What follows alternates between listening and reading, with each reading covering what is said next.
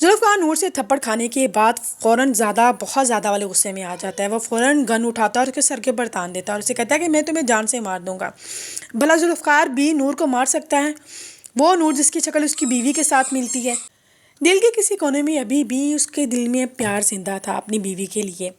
वो सारा गुस्सा अपने अंदर दबा के वहाँ से आराम से निकल जाता है। तो दूसरी तरफ सालार, जिससे अपनी ज़ात के अलावा किसी से कोई फ़र्क ही नहीं पड़ता, सलार जैसे ही ये तमाशा देता है उसे तो मौका मिल जाता है, क्योंकि वहाँ पे मौजूद लोगों ने वो वीडियो नूर की और जुल्फ़कार की बना ली होती है। सलार इसी बात को जवाज़ रखकर वो वीडियो अपने पास रख लेता है।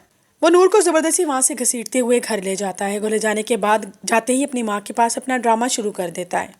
वो कहता है कि नूर का अपने कॉलेज में किसी लड़के के साथ फुल चक्कर चल रहा है। अंजुम जैसे ये बात सुनती है उनको तो पहले यकीन ही नहीं आता। दूसरी तरफ नूर रो रो कर सारी बात बिल्कुल सच्चाई के साथ बता देती है, जो कुछ वहाँ पे हुआ होता है।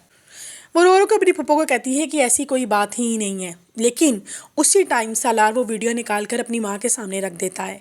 अंजुम जैसे भी वीडियो देखती है उनका दिल टूट सा जाता है। वो तो इसलिए अपने इनको ब्याह के लाई थी ताकि उसका बिगड़ा हुआ बेटा सुधर जाए, लेकिन उसे ये भी नहीं पता था कि नूर इतनी बिगड़ी हुई है, उसके बेटे से भी दो हाथ आगे निकली। अंजुम इतनी ज़्यादा गुस्से में आती हैं कि वो नूर को धक्के देके घर से बाहर निकाल देती है। उसने सोचा भी नहीं था कि नूर ऐसी हरकत, घटिया हरकत भी कर सकती है। नूर के लिए सब कुछ नया होता है। जहाँ पे फूफो जान निसार करने वाली फूफो उसको धक्के देके घर से निकालती है।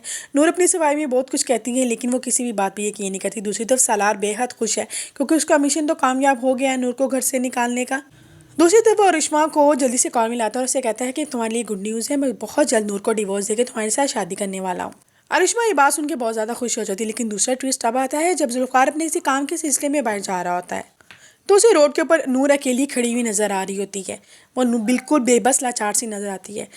जुल्फ़कार का दिल बैठ सा जाता है। वो गाड़ी उसके पास ले जाता है और उसे कहता है आके गाड़ी में बैठ जाओ। नूर एक बार फिर अपनी टोंट में आ जाती है। उसे कहती है कि मेरी हालत करने वाले तुम हो, तुम्हें क्या लगता है कि मैं फिर तुम्हारी गाड़ी में बैठ जाऊंगी? ये ना हो कि मेरा हाथ एक बार फिर तुम्हारे ऊपर उठ जाए। जुल्फ़कार आगे से बिल्कुल साइलेंट रहता है, लेकिन कुछ भी नहीं बोलता। वो इतना कहता है जो कुछ भी है, जितना मारना है मार लो, लेकिन प्लीज़ एक बार आके मेरी गाड़ी में बैठ जाओ। नूर उसे मना कर देती है। उसी वक्त जुल्फ़कार उसे अपनी मरहूम बीवी की तस्वीर दिखा देता है।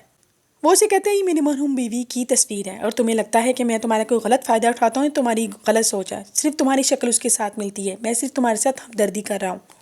जुल्फ़कार नूर को लेकर अपने घर आ जाता है। इफ्तिखार साहब जैसे देखते हैं उनका खून खोल उठता है। उन्हें तो लगता है कि हूर वापस आ गई है।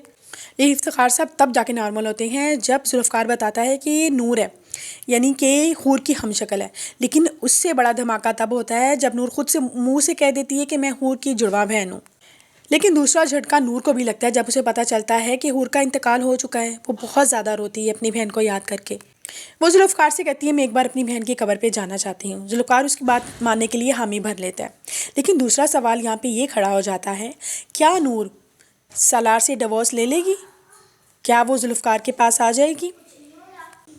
क्या अंजुम के सामने अपने बेटे की सारी हकीकत खुल जाएगी कि जो कुछ उसने वहाँ पे ड्रामे लगाए हैं? जानने के लिए देखते रहिए तेरे इश्क में सदके। उसके